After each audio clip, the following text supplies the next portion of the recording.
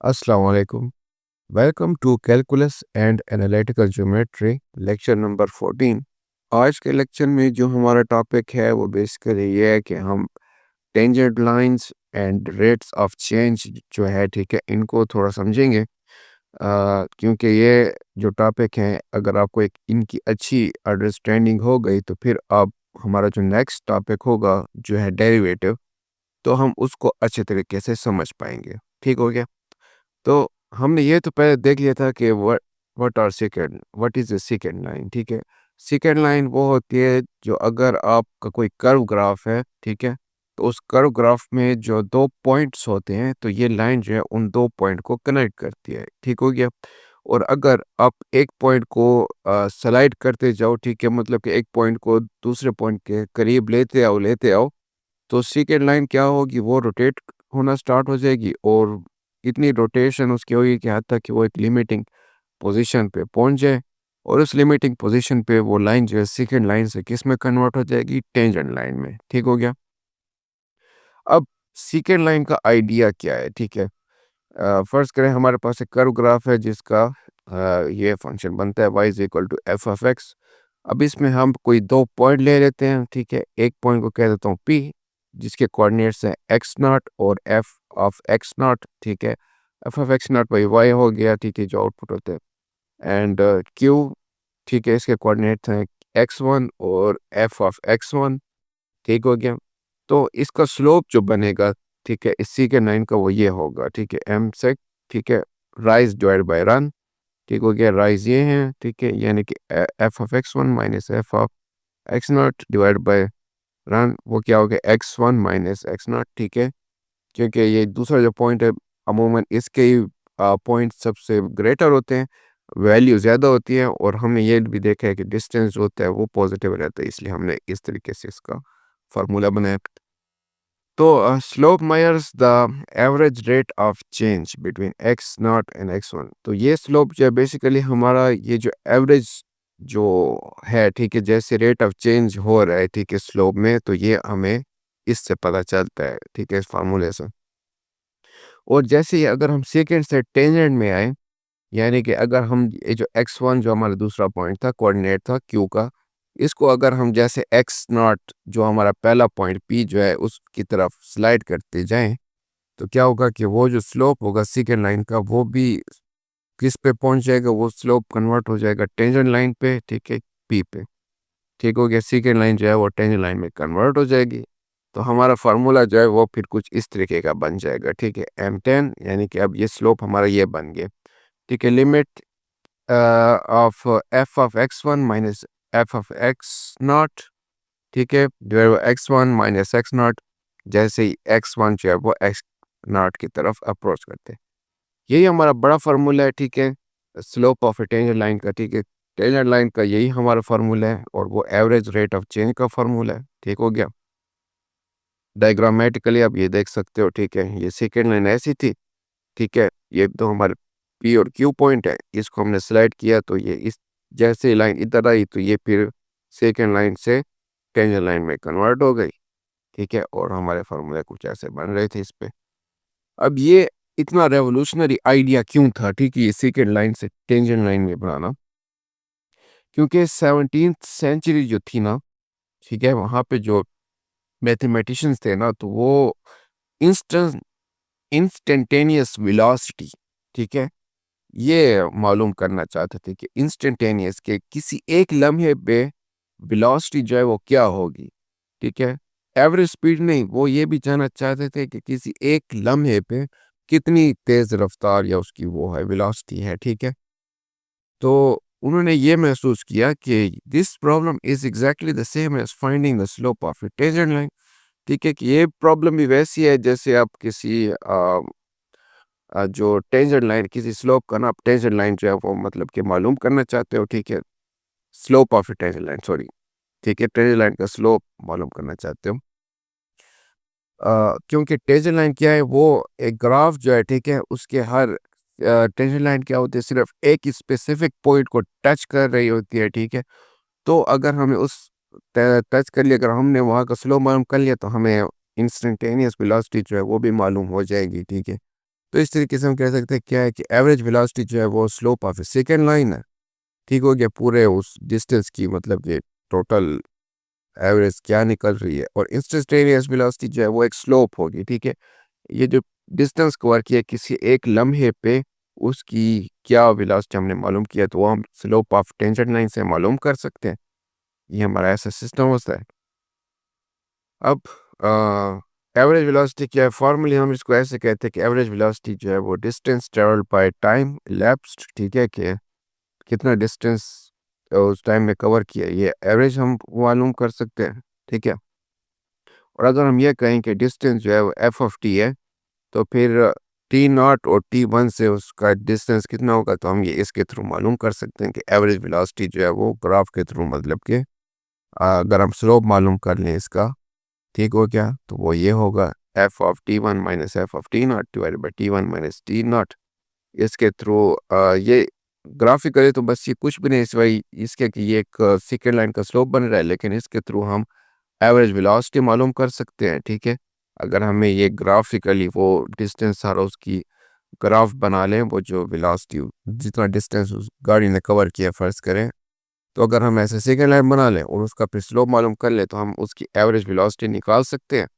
और instantaneous velocity वो क्या है कि अगर फ़र्ज़ करें हम जो है वो किसी एक लम्हे पे, यानी कि टी नॉट पे, ठीक है, यानी कि यहाँ पे जो है उसकी वेलोसिटी मालूम करना चाहते हैं, तो हम सेकेंड लाइन को टेंजेंट लाइन में कन्वर्ट कर लेंगे और इंस्टेंटेनियस वेलोसिटी जो है वो ये बन जाएगी। ठीक है, एवरेज वेलोसिटी वो थी, तो इंस्टेंटेनियस वेलोसिटी ये हो जाएगी कि लिमिट यहाँ पे आ जाएगी। ठीक है, कि टी वन जो है वो जैसे टी नॉट की तरफ अप्रोच कर रहा है, तो उसके दौरान स्लोप जो है वो क्या होगा। ठीक हो गया, that's exact formula we use for tangent slope. यही फार्मूला हम टेंजेंट स्लोप के लिए इस्तेमाल करते हैं। ठीक है, just with time versus distance instead of x versus y. बस यहाँ पे हमने एक्स और वाई की बजाय टाइम और डिस्टेंस को वेरिएबल चेंज कर लिए, तो हमने कहा कि अब हमें इंस्टेंटेनियस वेलोसिटी मिल गया। लेकिन बेसिकली हम क्या कर रहे हैं, वही जो है टेंजेंट लाइन का स्लोप मालूम कर रहे हैं और सेकंड लाइन का स्लोप मालूम कर रहे हैं। ठीक हो गया, अब अगर हम इसको रेट ऑफ चेंज को जनरलाइज कर लें, ठीक हो गया, तो रेट ऑफ चेंज का जो आइडिया वो ये है कि ये हर चीज़ के लिए काम करते हैं, सिर्फ वेलोसिटी के लिए नहीं। ठीक है, अगर आप रेट ऑफ चेंज जो है, ठीक है, वो बैक्टीरिया, ठीक है, ऑफ बैक्टीरिया पॉपुलेशन, बैक्टीरिया की जो आबादी है विद रिस्पेक्ट टाइम कैसे चेंज हो रही है, ये भी आप मालूम कर सकते हो रेट ऑफ चेंज से। और रेट ऑफ चेंज जो है, अगर आप लेंथ ऑफ ए रॉड जो है वो जो अगर टेम्परेचर के साथ कैसे चेंज हो रही है, ये भी आप देख सकते हो। ठीक है, रेट ऑफ चेंज कॉस्ट की जो है वो क्वांटिटी प्रोड्यूस के मुताबिक कैसे चेंज हो रही है, ये भी आप देख सकते हो रेट ऑफ चेंज पे। ठीक है, जनरली जो है वो क्या है, अगर y जो है वो is equal to f of x है, तो आप जो है वो एवरेज रेट ऑफ चेंज ऐसे मालूम कर सकते हो। ठीक है, उसका सेकंड लाइन का स्लोप से। और इंस्टेंटेनियस रेट ऑफ चेंज आप ऐसे मालूम कर सकते हो जैसे आपने टेंजेंट लाइन का स्लोप ले लिया। ठीक है, फार्मूला आपका यही होगा, रेट ऑफ चेंज जो है वो ये होगी। ठीक है, limit as del x approaches zero, so del y divide by del x. ठीक है, डेल वाई वही y one minus y nought और x one minus x not. ठीक है, ये हो गया, and del y is equal to f of x plus del x minus f of x. ठीक हो गया, तो ये थोड़ा फार्मूला इसका आप देख लीजिएगा। ठीक हो गया, एंड तो यहाँ पे हमने ये देखा है कि so what we did is, हमने बेसिकली ज्योमेट्री जो है, ठीक है, टेंजेंट लाइन को उसको रियल वर्ल्ड फिजिक्स जो है, ठीक है, जैसे इंस्टेंटेनियस वेलोसिटी उसके साथ कनेक्ट किया है। और फिर हमने उसको एक जनरलाइज करके दिखाया है कि ये जो कि कैसे जो है, ठीक है, रेट ऑफ चेंज का जो कॉन्सेप्ट है, आप कैसे कोई भी प्रॉब्लम हो तो किस तरीके से रेट ऑफ चेंज जो है उसको मालूम कैसे कर सकते हो, ये हमने देख लिया यहाँ पे।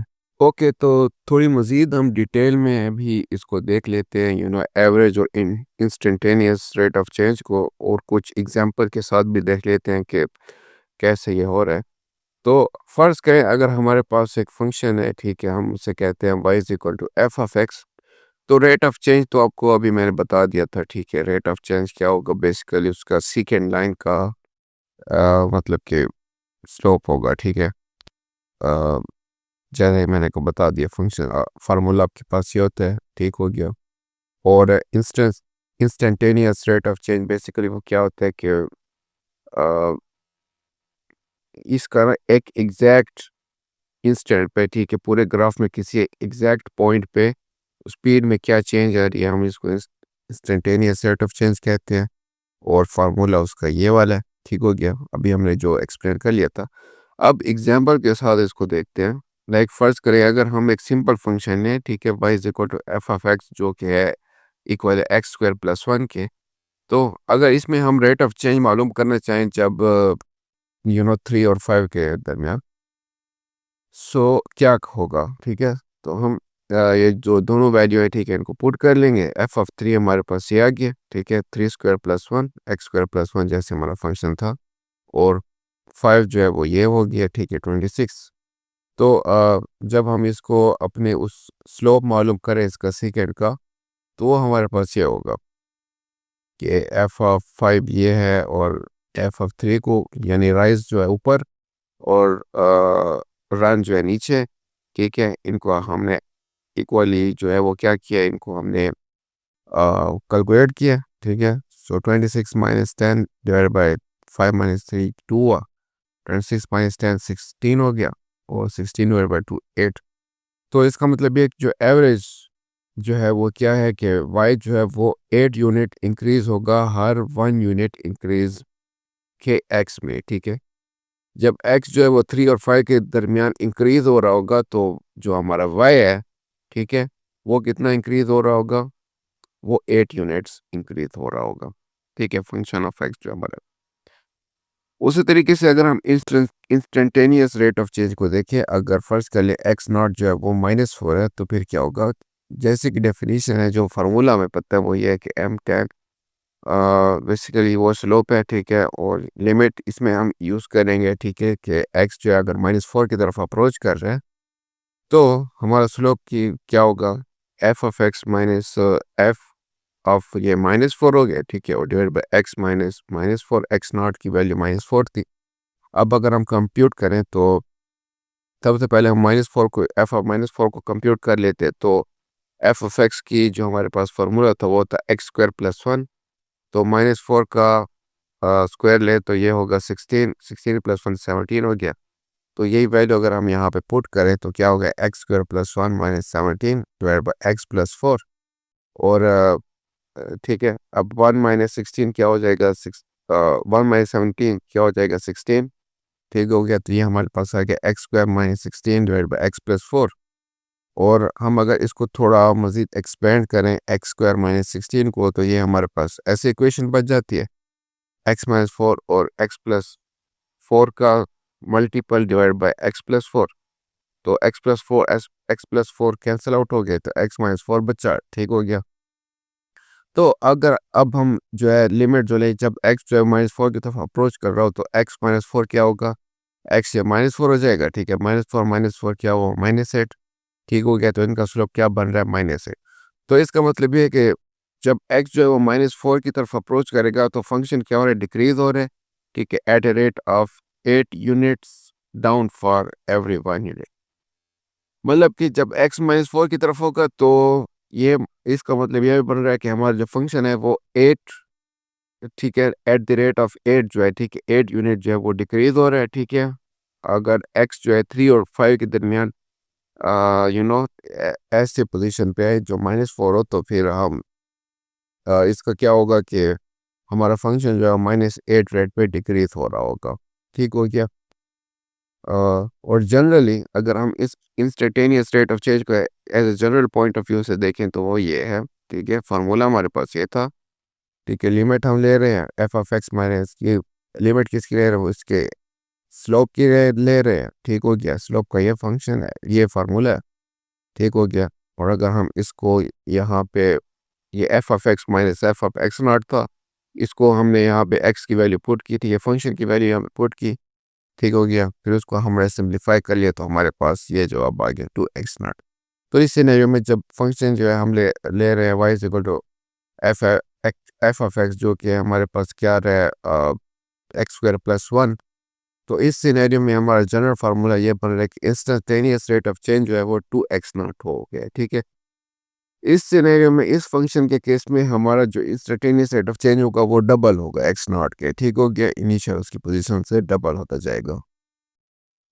और क्विक चेक भी हम ऐसे कर सकते हैं अगर इसी फार्मूले में, ठीक है, ठीक है, इसमें अगर हमने वो x नॉट की वैल्यू जो -4 लगाई थी, ठीक है, दूसरी जो हमारी example instantaneous rate of change की, अगर उसकी x नॉट की वैल्यू हमने -4 पे इंस्टेंटेनियस रेट ऑफ चेंज देखा था, तो वही अगर हम यहाँ पे लगाएं तो क्या होगा, लाइक अगर यहाँ पे 2x नॉट पे मैं -4 की वैल्यू पुट करता हूँ तो क्या होता है, 2 -4 क्या हो गया, 2 -4, 2 मल्टीप्लाई -4 क्या होगा, 8 -8। तो ये भी हमारे इससे जो हमारा दूसरी एग्जांपल थी उससे मैच हो रहा है, ठीक है। तो इससे हमने चेक भी कर लिया कि जनरल फार्मूला जो है हमारा इंस्टेंटेनियस रेट ऑफ चेंज का जब फंक्शन जो ये होगा तो वो ये है, ठीक है। ये भी हमने साबित भी कर लिया। अब थोड़ी लास्ट समरी भी देख लेते फेमस स्टाइल में, ठीक है। एवरेज रेट क्या है, ये ऐसा है कि आप स्पीड को चेक कर रहे हैं जब वो डिवाइड हो रही है किसके साथ, डिस्टेंस के साथ, ठीक है। डिस्टेंस जो है ट्रेवल्ड बाय टाइम टेकन, ठीक है, एवरेज ये है। इंस्टेंटेनियस रेट ऑफ चेंज ऐसा है कि जैसे स्पीडोमीटर को देख रहे हो कि वो एग्जैक्ट मोड में पे कैसा है, ठीक है, एक ख़ास लम्हे पे वो स्पीडोमीटर कैसा है, ये इंस्टेंटेनियस रेट ऑफ चेंज है। और अगर आपके पास ऐसे इक्वेशन हो y equal to x square plus 1, अगर ऐसा फंक्शन हो तो इसमें जो स्लोप चेंज होगा वो डिपेंड करेगा कि आप कहाँ पे हो, ठीक है। मतलब कि अगर पॉजिटिव स्लोप होगा तो आपका x जो पॉजिटिव होगा, फंक्शन बढ़ रहा होगा। नेगेटिव स्लोप होगा तो मतलब कि आपका x जो है वो नेगेटिव है और फंक्शन जो है आपका फॉलिंग पे गिर रहा है, ठीक है, डिक्रीज हो रहा है। और जीरो स्लोप पे आपका x जो है वो जीरो होगा, यहाँ पे आप फ्लैट पॉइंट आपको मिलेगा, ठीक हो गया। So that was all about our today's lecture. I hope कि आपको ये रेट ऑफ चेंज और टेंजेंट का आपस में क्या रिलेशन है, और सीकेंट लाइन का और एवरेज रेट का क्या रिलेशन है, और टेंजेंट लाइन का और इंस्टेंटेनियस रेट ऑफ चेंज का क्या रिलेशन है। आई होप कि आपको अब ये समझ आ गई हो।